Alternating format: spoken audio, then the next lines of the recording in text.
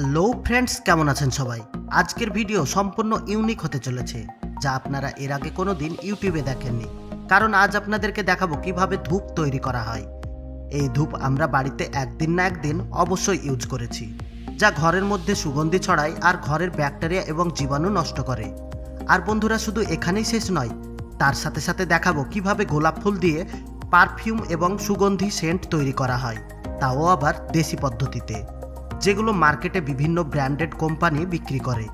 তাছাড়া বিভিন্ন ধরনের ফুল দিয়ে কিভাবে ধূপকাঠি তৈরি করা হয় সেটাও আপনাদেরকে জানাবো। হিন্দুদের দেবদেবতার তীর্থস্থানে লাখ লাখ ফুল প্রতিদিন নষ্ট হয়, কিন্তু একটা এমন কোম্পানি আছে যারা এই ফুলগুলোকে নষ্ট হতে দেয় না। এই ফুলগুলো দিয়ে তৈরি হয় সুগন্ধি ধূপকাঠি। তো বেশি দেরি না করে চলুন শুরু করা যাক। ধূপ হারভেস্টিং অ্যান্ড ফ্যাক্টরি প্রসেস। বন্ধুরা, এখানে যে গাছগুলো দেখতে পাচ্ছেন সেগুলো হচ্ছে ধূপ গাছ, আর এই গাছের উপরের ছাল আর আঠা দিয়ে তৈরি হয় ধূপ।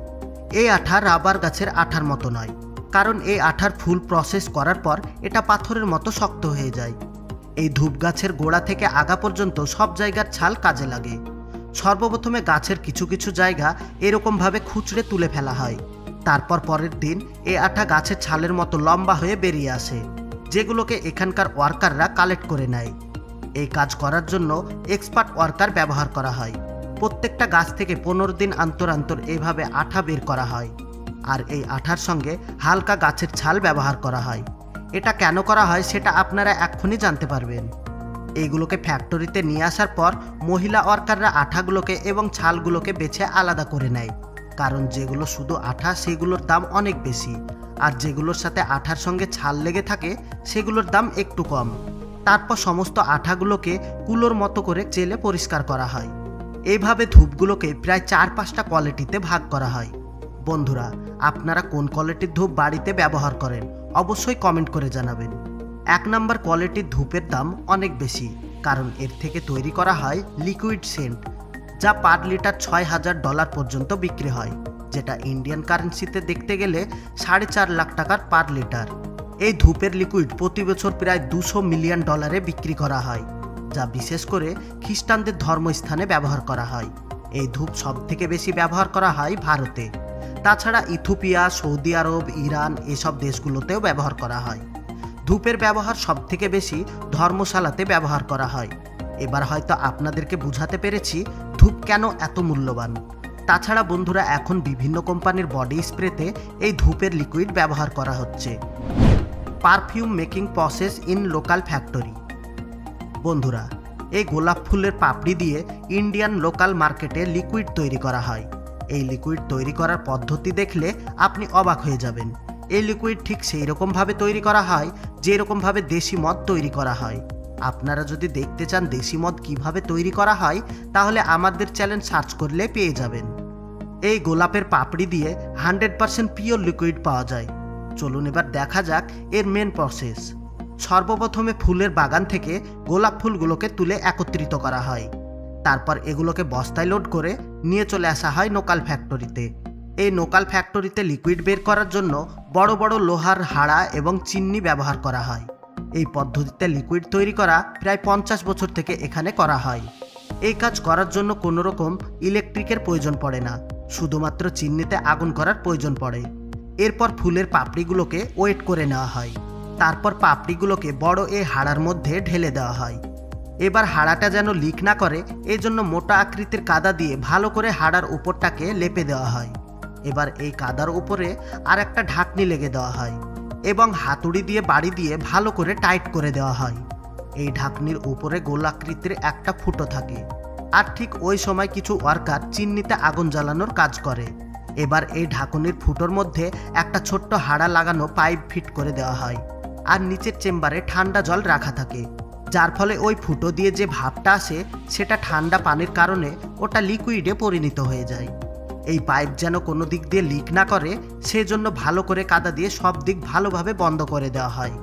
এবার চিমনিতে আস্তে আস্তে জাল হতে থাকে, আর সেটা গরম হয়ে ভাপ হয়ে লিকুইডে পরিণত হয়ে যায়। প্রত্যেকটা হাড়া থেকে প্রায় 20 কেজি লিকুইড পাওয়া যায়, আর এই লিকুইডের মধ্যে খুব বেশি পরিমাণ অ্যালকোহল থাকে। এই অ্যালকোহল ডাইরেক্ট মদের মতো খাওয়া যায় না, এটা শুধুমাত্র বিভিন্ন ধরনের পারফিউম এবং সেন্ট তৈরি করার জন্য ব্যবহার করা হয়। এবার এই লিকুইডকে আলাদা আলাদাভাবে ফিল্টার করে আলাদা আলাদা জারকিনে লোড করা হয়। আপনারা বললে বিশ্বাস করবেন না, এই লিকুইড দিয়ে পৃথিবীর সবথেকে দামি দামি সেন্ট এবং পারফিউম তৈরি করা হয়, যা সারা বিশ্বে এখান থেকে এক্সপোর্ট করা হয়। বিভিন্ন ধরনের ফুল দিয়ে সেন্ট তৈরি করা পুরনো কাল থেকে হয়ে আসছে। ফ্যাক্টরিতে আধুনিক মেশিনের মাধ্যমে যেভাবে সেন্ট তৈরি করা হয়, তার থেকে এই লোকাল পদ্ধতিতে সেন্ট তৈরি করলে তার কোয়ালিটি অনেক ভালো হয়, যার কারণে এটা এখন পর্যন্ত অনেক ফেমাস। আর বন্ধুরা, শুধু গোলাপ ফুলই নয়, এখানে সব ধরনের ফুলের আলাদা আলাদা লিকুইড তৈরি করা হয়। চলুন এবার দেখে আসি লাখ লাখ নষ্ট বিভিন্ন ধরনের ফুল দিয়ে কিভাবে ধূপকাঠি তৈরি করা হয়। ইন্ডিয়া এমন একটা জায়গা যেখানে সব ধরনের ধর্মের মানুষ বাস করে। আর যদি প্রত্যেকটা ধর্মের পার্সেন্টেজ ভাগ করা যায়, তাহলে প্রায় 50% হিন্দু বা সনাতন ধর্মের মানুষ বাস করে। আর সেই সব বড় বড় শহরের তীর্থস্থানগুলোতে সারা পৃথিবী থেকে মানুষ এসে পুজো করে। আপনি বললে বিশ্বাস করবেন না, এই তীর্থস্থানে প্রতিদিন লাখ লাখ ফুল নষ্ট হয়ে যায়।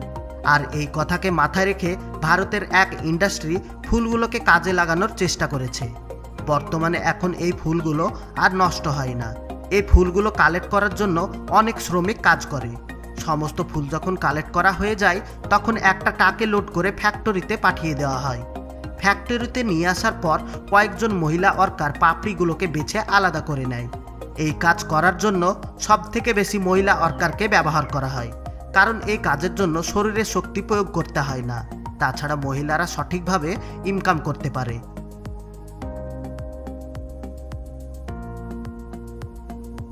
এবার এই পাপড়িগুলোকে ভালো করে রোদ্রে শুকানো হয়।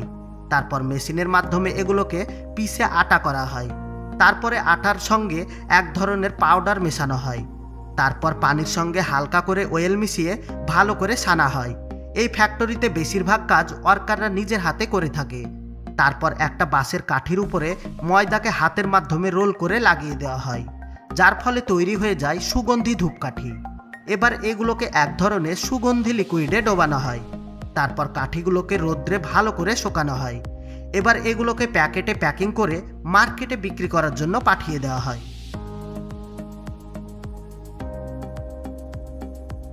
আর বন্ধুরা, সব লাস্টে জরুরি কথা, আমরা যেন এর থেকে আরো সুন্দর সুন্দর ভিডিও বানাতে পারি, এজন্য ভিডিওতে লাইক দিয়ে বন্ধুদের সঙ্গে শেয়ার করুন। আর আপনি যদি আমাদের চ্যানেলে নতুন হয়ে থাকেন, তাহলে চ্যানেলটাকে সাবস্ক্রাইব করে অল নোটিফিকেশন সিলেক্ট করুন, যেন আমাদের চ্যানেলে ভিডিও আপলোড করার সঙ্গে সঙ্গে আপনি সবার আগে দেখতে পান। এতক্ষণ পর্যন্ত সঙ্গে থাকার জন্য আপনাকে অসংখ্য ধন্যবাদ।